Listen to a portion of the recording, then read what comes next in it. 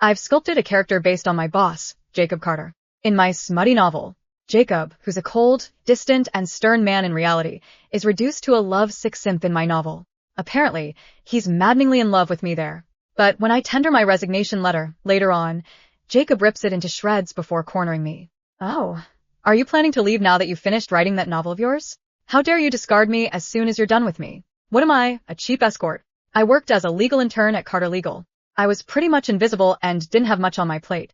From Mondays to Thursdays, I slacked off by writing novels. On Fridays, I would throw together a weekly report. Life was good. But one day my boss caught me slacking off. That day, my fingers were flying across the keyboard. Anyone who didn't know better would have assumed I was busier than the firm's star associate, Jacob Carter. I mean, what could I say? I had always been sharp since I was a child. I was happily uploading my latest chapter, ready for my readers to shower me with praise when Jacob's chat popped up. Print a document for me. I quickly switched to his chat. Got it, Mr. Carter. I opened the document titled Notes and realized it contained only 8 words. Don't make it so obvious you're slacking off. Ever since then, my good days had been over. Jacob kept coming after me and picking fights whenever he could. Frustrated, I started a new story and made him the male protagonist. By day, I was a corporate slave. By night, Jacob became a love-sick male protagonist in my story. In the web novel, the male protagonist's name was Jason Cooper. From his job to his looks, build, and demeanor, I had written him entirely based on Jacob. Jason was cold, distant, and elegant. He was devastatingly handsome, too, but he was a hopeless romantic to the core. No matter how much I tormented him, he was still hopelessly in love with me. Outside, Jason commanded respect wherever he went. At home, he was like a golden retriever desperate for my attention.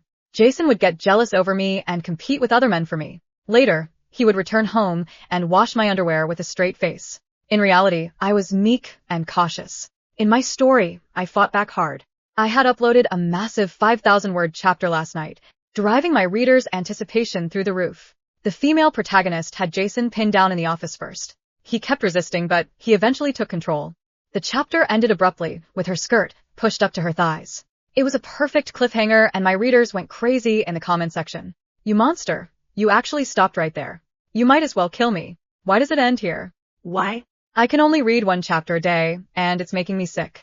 I think I'm going to faint. I feel weak all over, like you've ripped a piece of my heart out. Do you even care about that? Absolutely not. You don't care that you left us on a cliffhanger. You don't even care that we're dying for the next chapter, do you? Is Jason the problem, or is it you? I'm actually going crazy. I'm going to abduct the author and make her write 100 chapters. Even though my readers were going feral in the comments, I was still really happy. After all, I had one loyal reader. She was the only one who mattered, my #1 supporter. Her generosity was overwhelming. More than half of what I earned from the novel came from her alone. She was the one who discovered my talent for writing not too long ago. She gave me a generous tip. In fact, every time I uploaded a new chapter, she would always tip me. I was smiling so hard that it almost hurt. Life was good since my readers loved to spoil me. Still grinning, I looked up only to meet Jacob's eyes through the glass. The hair on the back of my neck stood on end. I knew I was screwed. Jacob's icy stare told me everything. He had caught me slacking off. Only a glass wall separated Jacob's office from my desk, and he never bothered drawing his blinds either under his death stare. I grabbed a stapler in a panic and started stapling random slips of paper together. 3 seconds later, my desk phone rang, and his cold voice came through the receiver. My office. Now. Whether I faced Jacob or not, I was doomed. Either way, the worst he could do was fire me. After all, Tokyo wasn't short on law firms. I marched into Jacob's office as if I were walking to my own execution. Instead of the lecture I had been expecting, he simply stared at me in silence. I saw his Adam's apple bob several times, but no words came out. Finally, his gaze fell on my skirt. His gaze darkened, and he frowned. I quickly looked down at my skirt. Was my nitpicky boss about to pick on my outfit right now? I quickly smoothed out a few wrinkles. Mr. Carter, is there something wrong with my skirt? Jacob looked away and cleared his throat a couple of times, a little too deliberately. Not at all. Stay back tonight. You'll be working overtime. Oh, it was almost time to get off work, and now Jacob was telling me I had to work overtime. I wished I could punch him for that. Still, I kept up my facade as a corporate slave. Will do. Mr. Carter, what would you like me to work on during overtime? Jacob was clearly taken aback, as if he hadn't considered that earlier. Jacob started frantically rummaging through the documents. Finally, he pulled a file from the bottom of the stack. Work on this. I want you to redo it. Once I was back at my desk, I realized I had submitted this case file for archiving last month. Was he really making me redo it after a month? If Jacob wasn't singling me out, what else could it be? That damn capitalist boss. I couldn't believe I had ever looked up to him. I worked so late that I was the only one left in the office. Thunder and lightning raged outside. This storm was so bad that it felt like something out of a drama. Of course, bad luck kept coming in waves. I gave up. I turned on my laptop and started typing away. In my story, there was a scene just like this. It happened on a rainy night in an empty office. The male protagonist had the female protagonist work overtime. Later, he pulled her into the break room and had his way with her. Aside from the pouring rain, the only sound in the office was soft broken moans from inside the break room. My writing was flowing really well tonight. Perhaps it was because I was fully immersed in the scene. I held my cup as I admired the new chapter one had just written. I couldn't stop myself from smiling. This is perfect. What a masterpiece. I couldn't help but murmur in admiration. You think this is perfect? The case file I had just stapled landed on my desk with a thud when I saw Jacob standing right behind me. I was startled. I slammed my laptop shut and shot to my feet. Mr. Carter, I thought you already got off work. Jacob placed the takeout on my table. I ordered an extra beef burger. You can have it. The truth was I wasn't a fan of beef. I ate the buns and lettuce, leaving the beef patty aside. Jacob stared at me, looking slightly confused, and asked, You don't like burgers?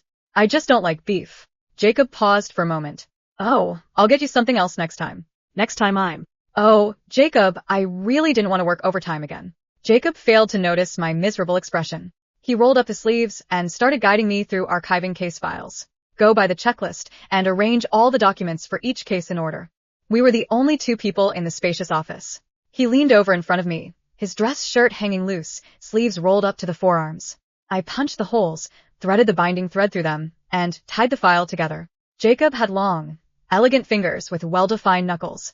I stared at his hands, thinking about all the inappropriate things I had made them do in my web novel. Heat crept into my cheeks. Jacob handed me another case file. My mind was a haze as I followed his instructions step by step. I reached for the hole punch, and was about to punch holes when he stopped me.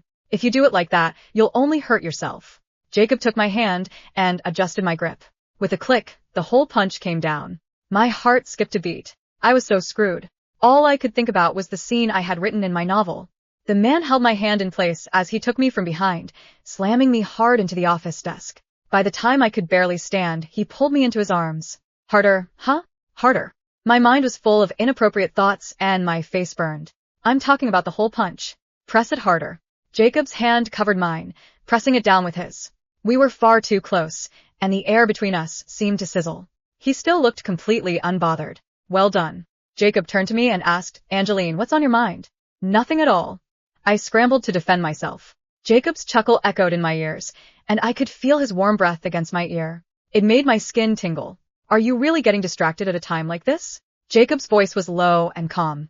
I almost screamed. I had written that line for him in my novel. Even the scene was almost identical.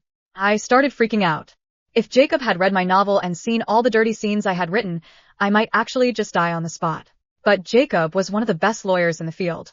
Why would he even read mindless, over-the-top CEO romance novels? That was about as unlikely as me and an underachiever getting into one of the best schools in the world. Impossible. Just as I was spiraling in my thoughts, thunder rumbled across the sky, and the office was plunged into total darkness. The power was out. Damn it, I have night blindness. Mr. Carter, is the power out?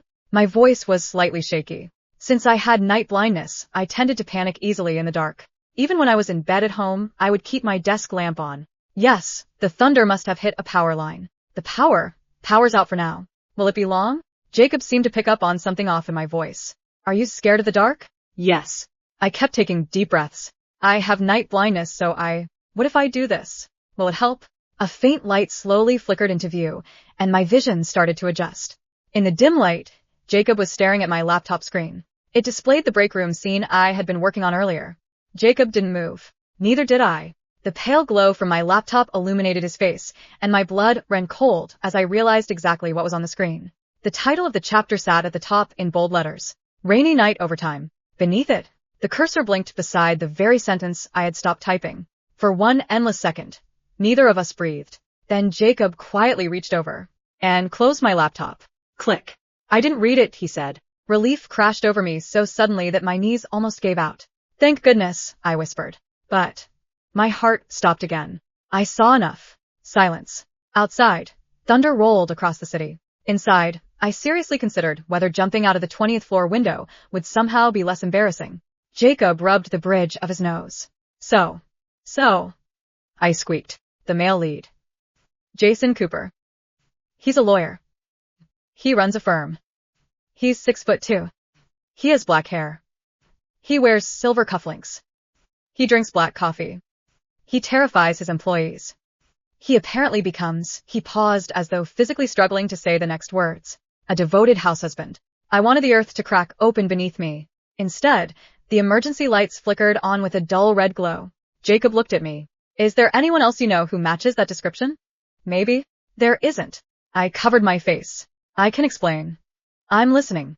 It started as stress relief. He folded his arms. I was angry. I gathered that. You kept making me work overtime. I did. So, I exaggerated your personality. His eyebrow rose. Exaggerated? A little.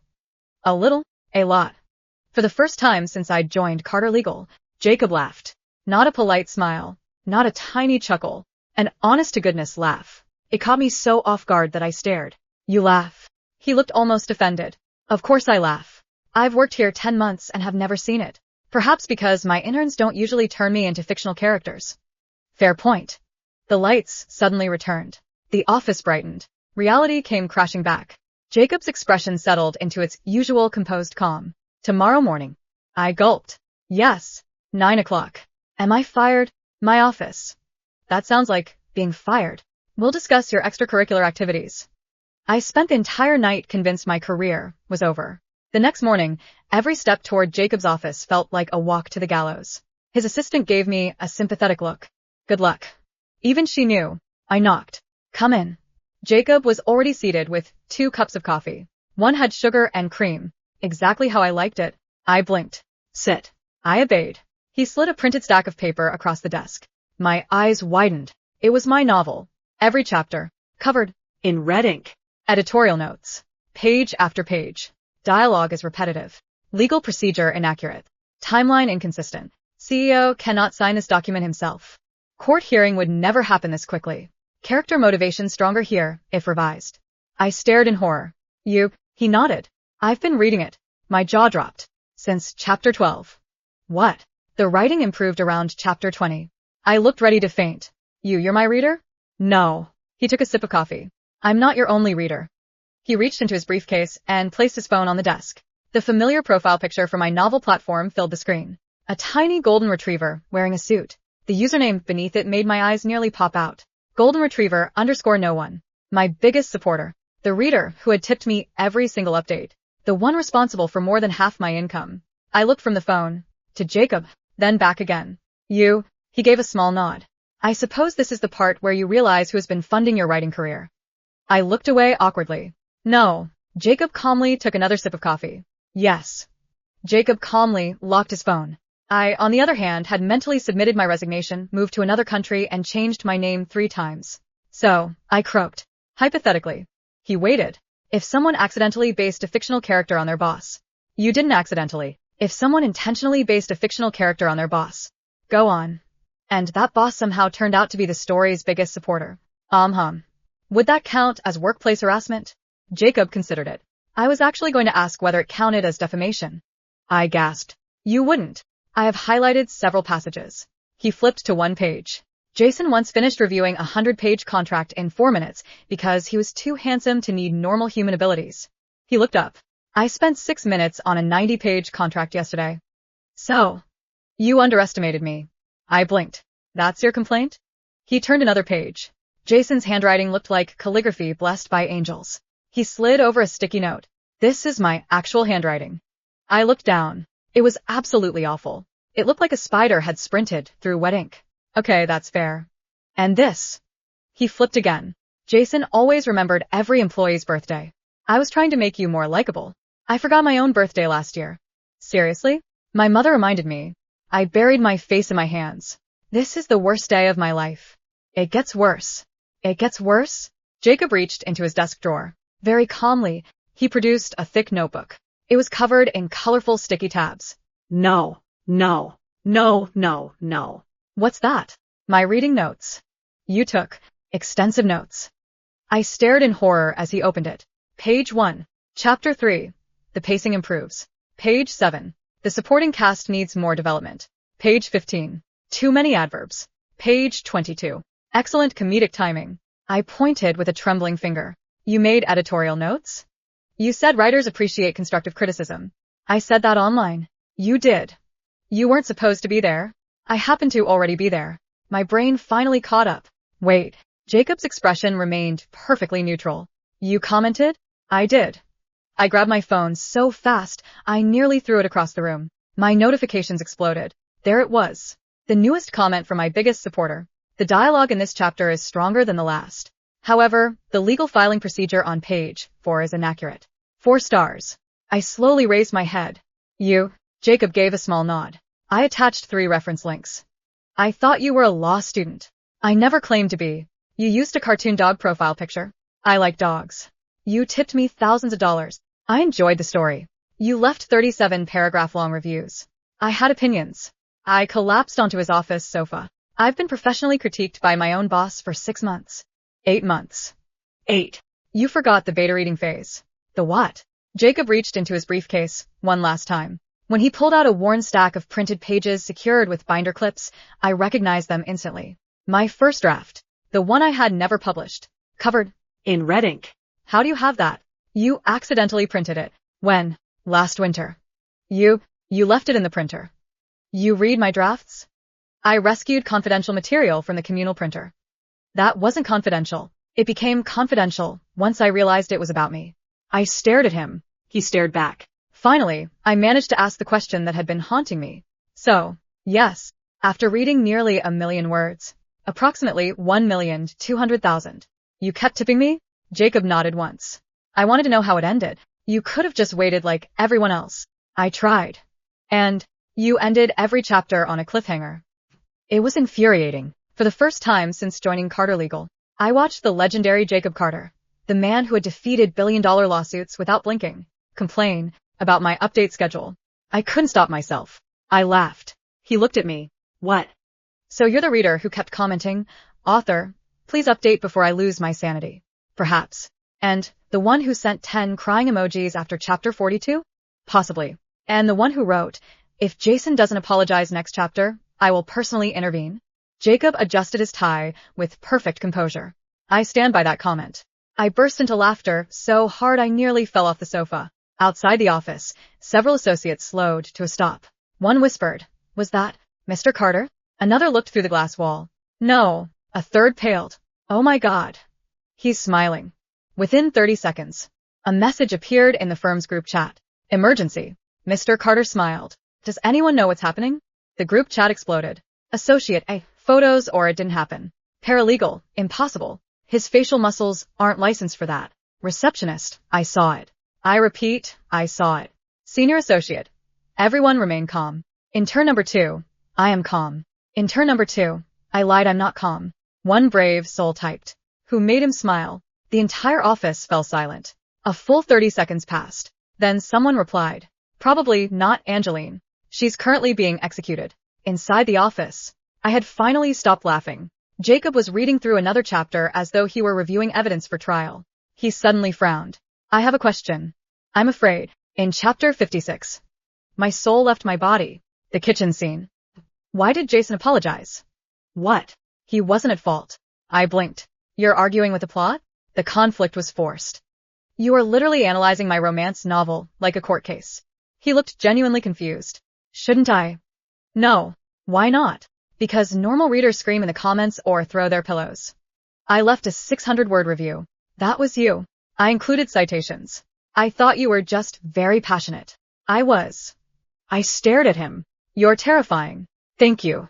That wasn't a compliment. I know. 3 days later, I uploaded another chapter. Within 10 seconds, Golden Retriever _no one donated 100,000 yen. My eyes nearly popped out. The accompanying comment read, excellent chapter. The legal terminology was much more accurate this time. I immediately messaged him. Me. Stop donating ridiculous amounts. A reply came almost instantly. Golden Retriever _no one. Consider it an editing fee. Me. That's not how editing fees work. Golden Retriever _no one. I negotiated the rate myself. Me. You can't negotiate with yourself. No response. 5 seconds later, another 50,000 yen donation appeared. Plummet. For emotional damages caused by yesterday's cliffhanger. I nearly screamed. The next morning, I stormed into Jacob's office without knocking. He didn't even look up from the contract in front of him. Good morning. Stop giving me money. No. I mean it. I know. It's weird. I disagree. Readers aren't supposed to spend half their salary on authors. He finally looked up. I don't spend half. I spend considerably less. That's not the point. Jacob calmly took out his phone. Your monthly royalty statement. He slid it toward me. I looked down, then looked again, then rubbed my eyes. Why, my voice cracked. Why is my income higher than my internship salary? Your readership has grown. I know that. You've been on the front page for 3 weeks. I know that. You also have one particularly loyal supporter. I know him too. Jacob nodded once. Good. The office slowly began to notice something. Very strange. Mr. Carter had stopped making Angeline work overtime. He also stopped criticizing her reports. He even brought her lunch. Every day. Monday, chicken. I don't like mushrooms. I know. Tuesday, salmon. Extra rice. How did you? You always order extra rice. Wednesday, pork cutlet. No pickles. I've never told you I hate pickles. You always leave them. Thursday, a shrimp sandwich. No beef. I froze. You remembered. Jacob looked puzzled. You've mentioned it twice. No, I whispered. I only told you once. Jacob paused, then quietly admitted, you've mentioned it once. I've read it another 23 times. My eye twitched. In the novel? In the novel. You memorized what fictional me likes to eat. I was checking for character consistency. You were taking notes on my favorite foods. I created a spreadsheet. You made a spreadsheet? It includes allergies, preferences, recurring habits, and inconsistencies between chapters. I stood there in complete silence. Finally, I turned around. I'm going home. It's 10 in the morning. I suddenly understand why your comments were always 3 pages long. As I reached the door, Jacob spoke without looking up. Angeline. What? The chapter tonight. I sighed. What about it? The cliffhanger. Don't. I slowly turned around. The most feared lawyer in Tokyo was looking at me with complete seriousness. I have an early meeting tomorrow. I blinked. So, I would prefer not to spend the entire night wondering whether Jason survives the elevator confession. I couldn't help it. I smiled. No promises. Jacob sighed, but was utterly powerless against his favorite author. That evening, I sat cross-legged on my bed, staring at my laptop. A wicked grin slowly spread across my face. Oh, Jacob Carter, you should have known better than to challenge an author. My fingers flew across the keyboard. Chapter 84. Jason Cooper waited all night. The elevator doors finally opened, and then the female lead walked right past him. Good night. She went home. End of chapter. I hit publish. Then I waited.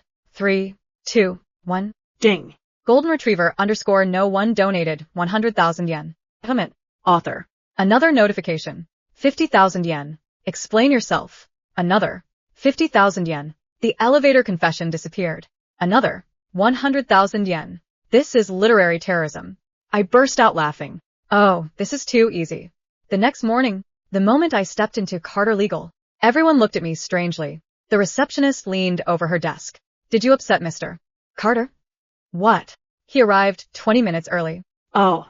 He drank 4 cups of coffee. He rejected every meeting request before noon. He sighed. I blinked.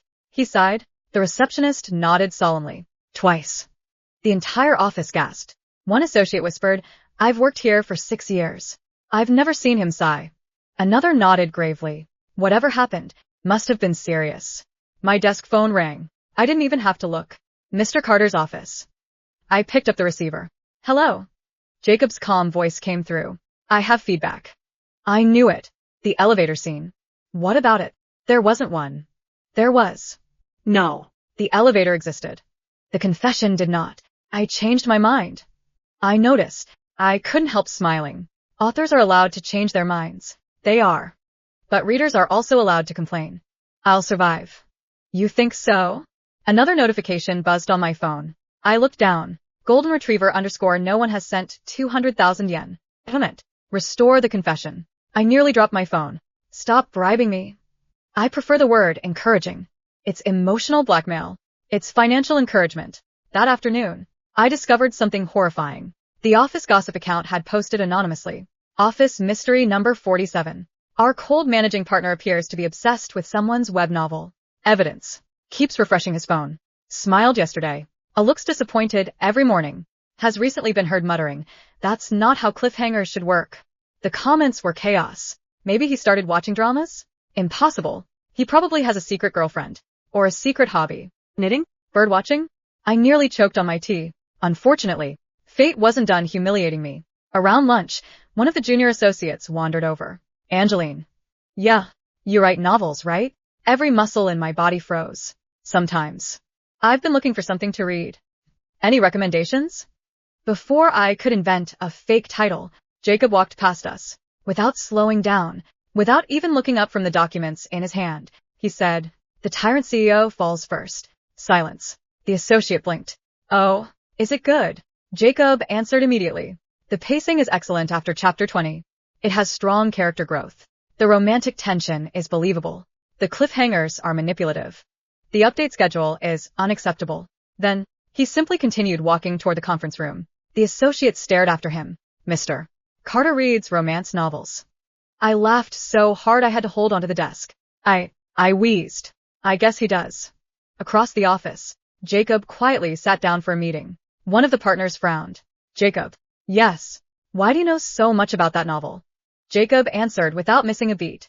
"I conduct thorough research." The partners accepted the answer. The interns absolutely did not. By the end of the day, a new anonymous rumor was circulating through Carter Legal. Managing partner Jacob Carter secretly reads CEO romance novels during his lunch breaks. And for the first time in his meticulously organized life, Jacob Carter discovered there was one thing even he couldn't sue. Office gossip. The rumor spread through Carter Legal in less than a week. Managing partner Jacob Carter secretly reads romance novels. People started testing him. One associate casually asked, "Mr. Carter, any book recommendations?"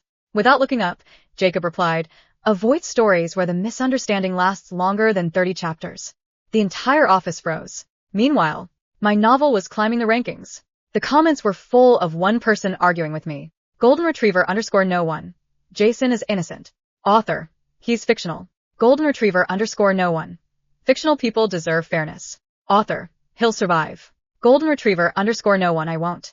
My readers loved it. Reader 1. Is the author fighting with a sugar daddy? Reader 2. Whoever this rich reader is, marry them. Reader 3. They're basically co-writing the novel at this point. I laughed until I noticed one comment. Perfectly calm. The client sighed. You'll figure it out eventually. On the taxi ride home, neither of us spoke. Finally, Jacob broke the silence. I have another question. I'm scared every time you say that. In your novel. Oh no. Jason realizes he's in love in chapter 98. Yes. What chapter are we on? 92. So, he needs 6 more chapters. Why? Jacob looked out the window. I think he's taking too long. I stared. Are you complaining about your own fictional counterpart? I'm saying he's slow. He should confess sooner. I blinked. Jacob. Yes. Are we? I hesitated. Still talking about Jason? He looked at me for a long second. Then the corner of his mouth lifted. Barely. My heart skipped a beat. I looked out the window, pretending to admire the city lights. My phone buzzed. I glanced down. Golden Retriever _ no one donated 1 million yen. Comment. Move chapter 98 to chapter 93. The donation notification was still glowing on my screen. 1 million yen. Move chapter 98 to chapter 93. I looked up. Jacob was watching me. For the first time since I'd met him, he looked nervous. Jacob. He let out a quiet breath. I've been waiting for 6 months. What? You update 1 chapter a day. I thought if I waited long enough. He gave a helpless smile. You might eventually write the ending you actually wanted. I frowned. What ending? The one where the female lead realizes the idiot who's been beside her the whole time isn't Jason. My heart skipped. It's me. The taxi fell silent. I know this sounds ridiculous, he continued. You wrote a fictional version of me. I know. I started reading because I was curious. I know. I kept reading because it made me laugh. Then somewhere around chapter 30, he looked out the window. I stopped caring about Jason. I only wanted to know whether you'd get your happy ending. I forgot how to breathe. So, every donation was because I wanted you to keep writing. Every comment, I wanted an excuse to talk to you. The overtime, I knew you'd never accept dinner if I asked directly. The lunches, you always forgot to eat. The coffee. You looked exhausted every Monday. I laughed weakly. So, you've been courting me through my web novel? I suppose that's one way to describe it. I covered my burning face. That's the most insane thing I've ever heard. I know. And somehow, I peeked at him through my fingers. It's incredibly romantic. The taxi stopped outside my apartment. Neither of us moved. Jacob quietly asked, "May I walk you upstairs?" I nodded. At my apartment door, I turned to thank him. Instead, he held out a small paper bag. I almost forgot. What's this? Dinner. I opened it. A chicken sandwich. No mushrooms. Extra rice balls. A peach yogurt. Every single thing I liked. You remembered all of this? I told you. He smiled softly. I made a spreadsheet. I laughed so hard tears formed in my eyes. Only you could make a spreadsheet sound romantic. I've been trying very hard. I noticed. For a moment, neither of us spoke. Finally, Jacob took a small step closer. Angeline. Yes. I don't want to communicate through donations anymore. I'd rather tell you directly. His voice was quieter than I'd ever heard it. I like you. Not because you wrote Jason. Not because of your novel. I like the woman who laughs at her own jokes, eats the lettuce before the burger, gets distracted while hole-punching documents, and writes until 2 in the morning because she wants to make strangers smile. I've liked her for a long time. My eyes stung. You really are.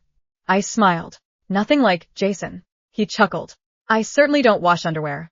I burst into laughter. Then I reached forward and took his hand. I like you too. His fingers tightened around mine. Does this mean we're dating? I nodded. Yes. Jacob looked absurdly pleased. So, can I make one request? I narrowed my eyes. What is it? When Jason proposes. I groaned. Jacob, don't end the chapter before the answer. I laughed, stood on my tiptoes, and kissed him. When we finally pulled apart, he smiled in a way I'd never seen before. Fine, I whispered. But only because my favorite reader asked. The next morning, I walked into Carter Legal holding 2 coffees. Every head in the office turned. The receptionist blinked. You brought Mr. Carter coffee? I smiled. He likes it black. Before anyone could recover, Jacob stepped out of his office.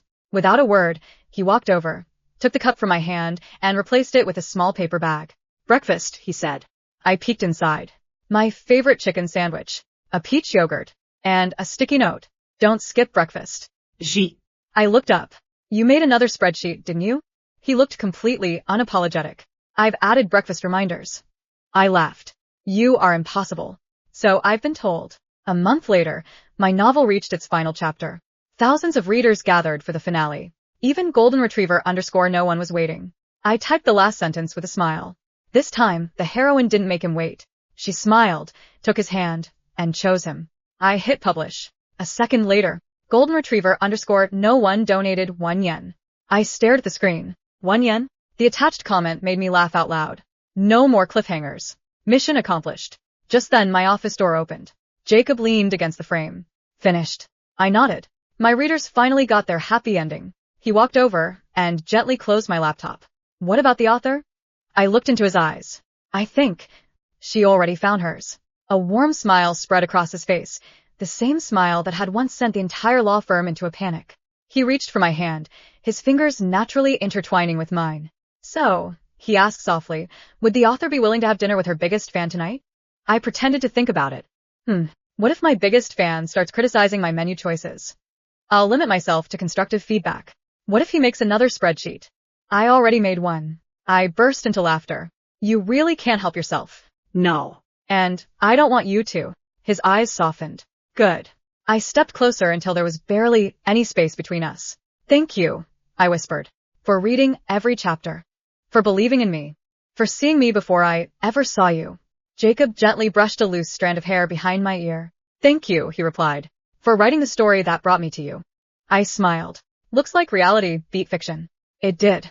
He cupped my cheek with quiet tenderness, giving me every chance to pull away. Instead, I leaned in first. Our kiss was gentle and unhurried, full of laughter that neither of us could quite hold back. When we finally parted, our foreheads rested together. So, I teased, how would you rate that ending? Jacob pretended to consider it carefully. Excellent pacing. Oh, strong character development. I see. And he smiled, the warmth in his eyes making my heart flutter. A perfect final chapter. Outside his office, half the staff had gathered around the glass wall. The receptionist quietly wiped away a tear. An associate whispered. Mr. Carter smiled. Another whispered back. He kissed her.